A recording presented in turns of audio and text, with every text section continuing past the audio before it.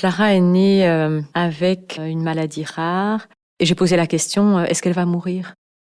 Alors il y avait tout un quotidien à l'hôpital où nous avons passé de longs mois avec elle. Elle a toujours nécessité des soins à la maison. À la naissance de Clara, les médecins découvrent qu'elle souffre d'une maladie rare, accompagnée d'une pathologie cardiaque.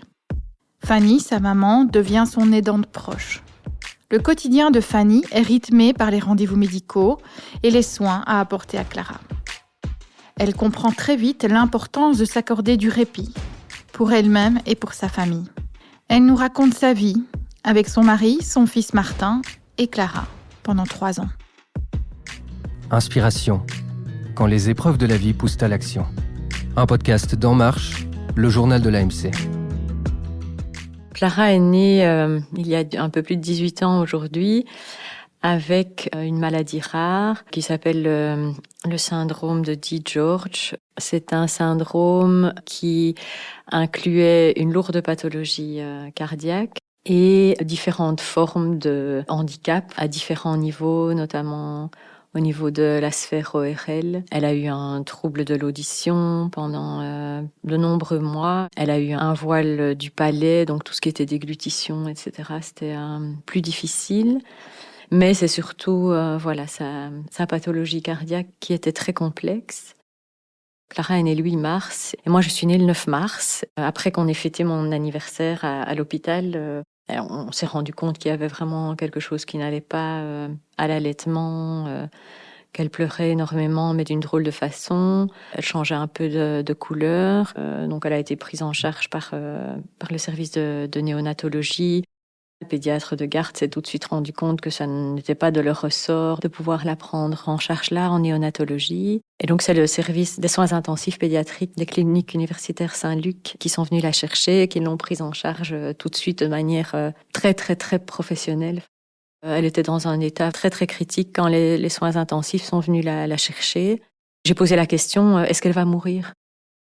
Je me souviens qu'à ce moment-là, mon mari m'a serré très fort la main comme si... C'était comment tu peux poser la question ou c'était peut-être pas ça qu'il voulait me dire, mais c'est comme ça que moi je l'avais ressenti, alors que moi c'était crucial de poser la question d'emblée et donc la réponse à d'emblée était oui. Elle peut mourir, elle est dans un état très critique. Le premier diagnostic qui avait été observé, donc elle avait une interruption de l'arche aortique, donc qui fait circuler le sang correctement et qui envoie le sang dans le corps entier. Et donc il fallait effectivement intervenir assez rapidement. Au départ, on s'était dit c'est entre guillemets, quelque chose de réparable, ce qu'elle a à son cœur, c'est ce qu'on nous avait dit tout de suite. Et en fait, quand on est arrivé à l'hôpital, on nous a dit elle était dans un tel état qu'ils allaient d'abord faire des examens neurologiques, etc., pour voir si on allait tenter l'intervention ou pas. Mais assez vite, on nous a dit que c'était faisable et que ils allaient entreprendre pas mal d'autres tests. Je sais plus dire dans combien de jours après on a mis le nom sur le syndrome. C'est là alors qu'on nous a expliqué tout ce que ça pouvait impliquer, sans savoir si elle allait avoir ces difficultés-là ou pas, puisque c'est un syndrome avec lequel des adultes vivent très bien, qui avaient soit pas du tout de pathologie cardiaque, soit une petite pathologie cardiaque.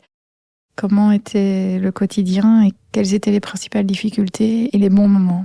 Alors, il y avait tout un quotidien à l'hôpital où nous avons passé de longs mois avec elle, avec des interruptions, des moments où on a pu rentrer à la maison, avoir de très bons moments, puis des rechutes puisque justement sa pathologie cardiaque était complexe. Puis il y a eu d'autres choses qui ont émergé au niveau des malformations de son cœur. Il y a eu plusieurs interventions et donc plusieurs longues hospitalisations. Elle a toujours eu des longues périodes de post-opératoire et donc de convalescence qui étaient nécessaires en milieu hospitalier. Elle avait ce qu'on appelle un retard global de développement, un trouble du langage aussi. Elle allait avoir 3 ans quand elle est décédée. Elle disait des mots, les mots les plus importants, maman, papa, Martin, manger. Elle a toujours nécessité des soins à la maison. Elle était alimentée par sonde nasogastrique, donc ça, c'est nous qui nous en occupions. Elle avait besoin d'oxygène aussi, parfois en continu. parfois par sécurité pendant la nuit, pendant qu'elle dormait. Les nuits étaient vraiment d'un niveau de vigilance élevé, je dirais, avec des relais où c'était une nuit sur deux. Voilà, on savait qu'on pouvait compter l'un sur l'autre, mon mari et moi, en disant « Ok, cette nuit-ci, c'est moi qui reste alerte ». Et pour le reste, énormément de kiné respiratoire. C'était intense aussi. On a eu vraiment énormément de soutien à domicile de l'équipe Interface, qui est une équipe de soins continus à domicile, donc qui fait le lien entre l'hôpital et la maison. Vous êtes beaucoup occupée de Clara pendant ces 3 ans. Comment est-ce que vous arriviez à prendre un peu de répit par rapport à ce quotidien qui était fort chargé ? Les premières heures de répit, ça s'est passé grâce à mes parents, à qui j'ai eu la pleine confiance de laisser Clara. Mon papa étant médecin, c'est une grande chance d'avoir comme ça quelqu'un dans son entourage direct qui puisse prendre le relais pour que les parents puissent avoir des moments de répit. Il y a aussi ma belle-maman qui, je pense, a pris beaucoup sur elle à de nombreux moments pour aller au-delà de sa peur de prendre soin de sa petite fille, mais d'apprendre quelques trucs. Elle a pu aussi nous permettre de prendre des moments en couple ou à 3 avec Martin. Puis à un moment, l'assistante sociale de l'hôpital nous a suggéré un milieu d'accueil pour Clara. Et grande chance, elle a trouvé une place dans une crèche neurologique intégrée à 5 minutes de l'hôpital.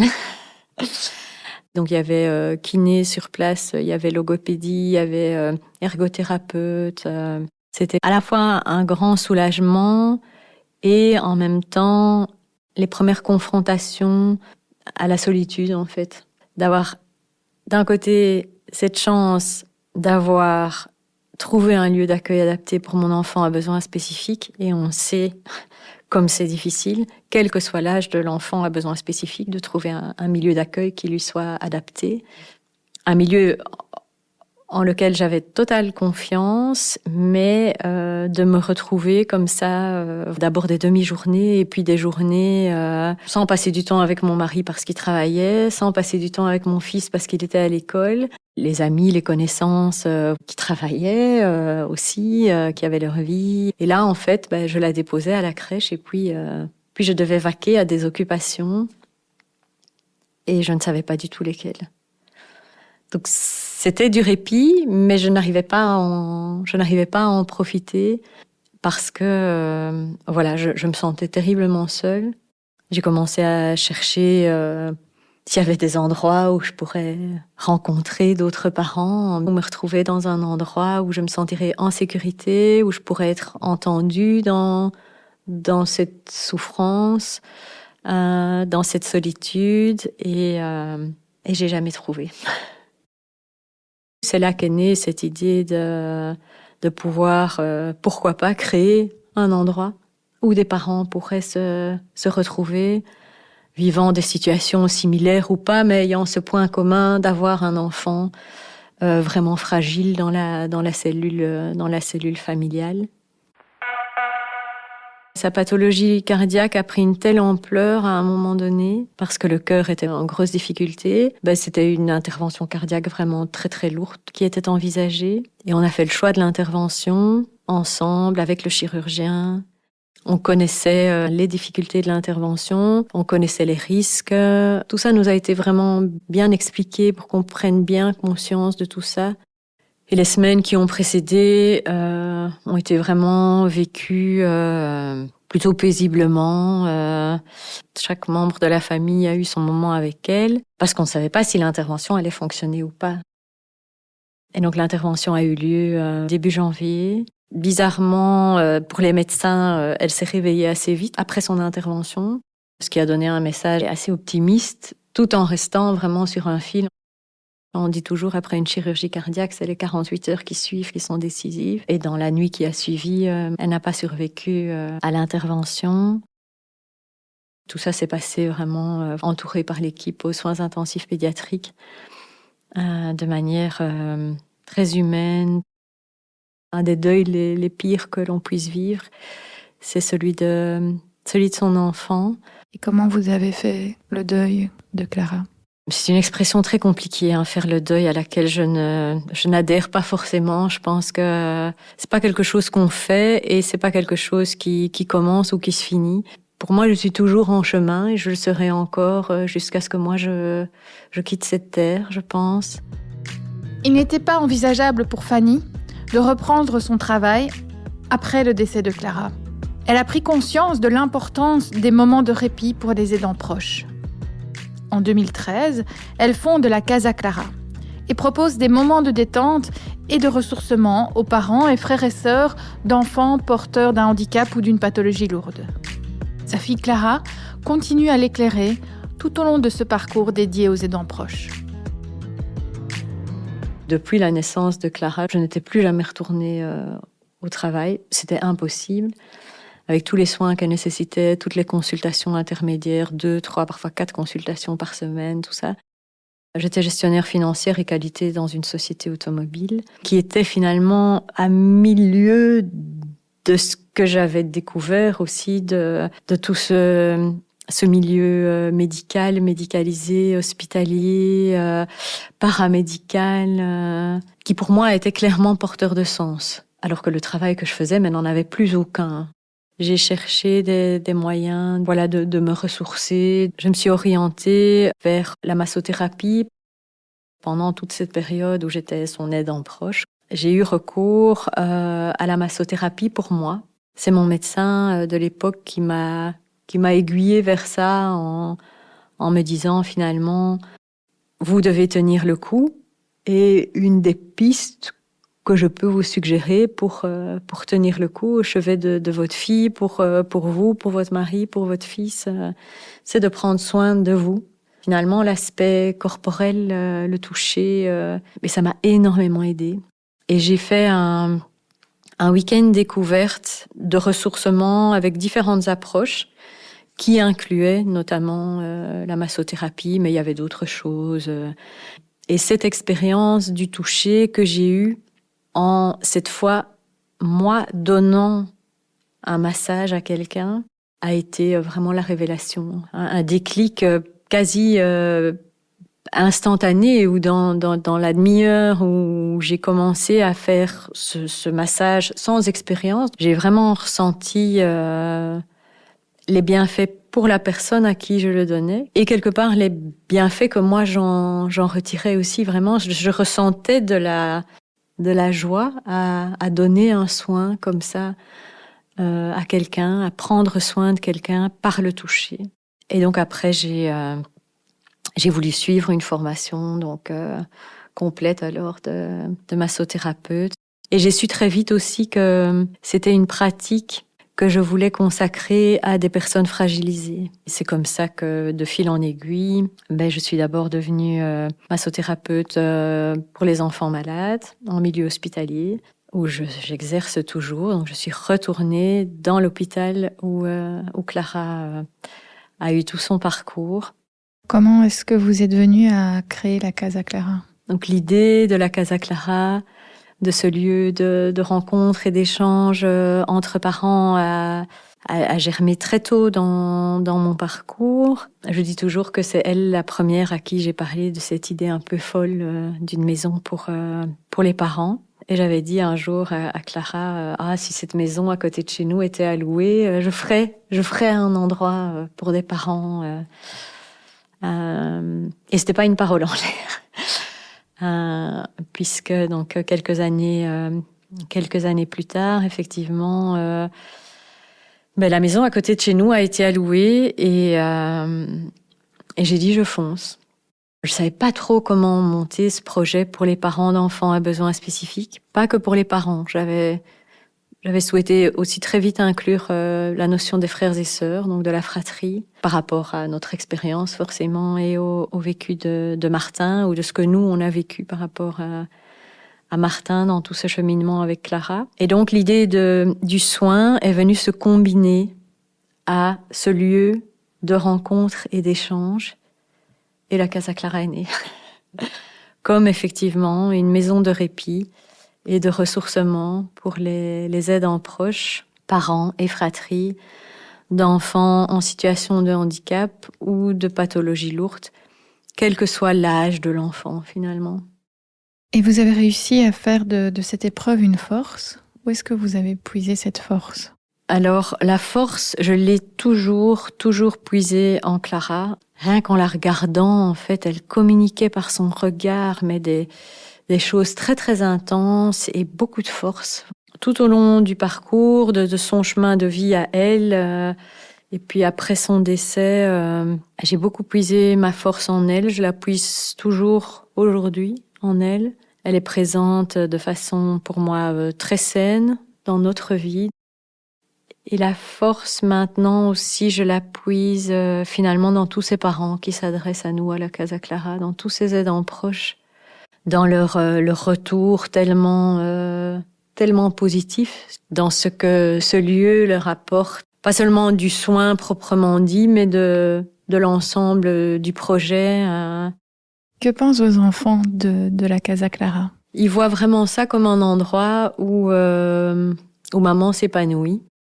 J'étais une fois arrivée vraiment tard pour aller chercher notre plus jeune, Marie, qui est arrivée après le décès de Clara.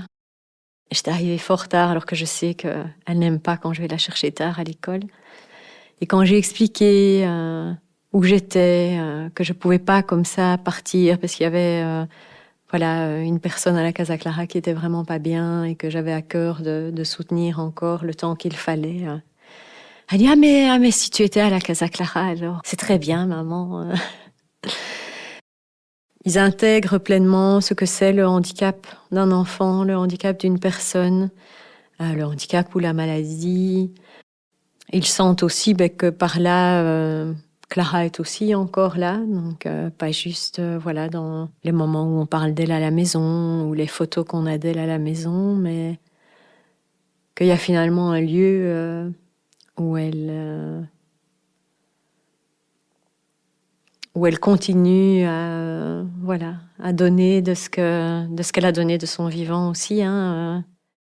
Vous avez fêté les 10 ans de la Casa Clara. Quel bilan pouvez-vous tirer de cette activité ? Un bilan très positif, des rencontres incroyables, même si c'est pas facile tous les jours. Surtout d'assurer la pérennité d'un service comme celui-là. En 10 ans, comme notre volonté n'est pas d'accompagner une seule fois, mais de rester bien présent dans la vie de ces aidants proches pour leur rappeler régulièrement à quel point il est important de prendre soin d'eux, pour prendre soin de leurs proches. Il y a vraiment du lien qui est vraiment porteur de sens pour moi, pour l'équipe. On a quitté la maison qui m'avait inspiré ce lieu de répit. On s'est installé à Bruxelles après 5 ans. La demande ne cesse d'augmenter. Il y a vraiment une prise de conscience du rôle qu'est celui d'un aidant proche. Même si pour l'aidant proche, ça fait partie de son quotidien, c'est quelque chose qui se passe par la force des choses. On prend soin de l'être qui nous est cher, c'est normal. Tout cela permet une prise de conscience qu'on peut être fatigué, que c'est normal qu'on ait des moments plus compliqués. Et merci Clara pour tout le beau de quand tu étais là et tout ce que tu nous permets de continuer à faire aujourd'hui. Et merci tous ceux qui m'ont fait confiance. Retrouvez l'article « Prendre soin de soi pour prendre soin de son proche » sur le site enmarche.be. Pour en savoir plus sur la Casa Clara, rendez-vous sur leur site casaclara.be. À bientôt pour une nouvelle inspiration.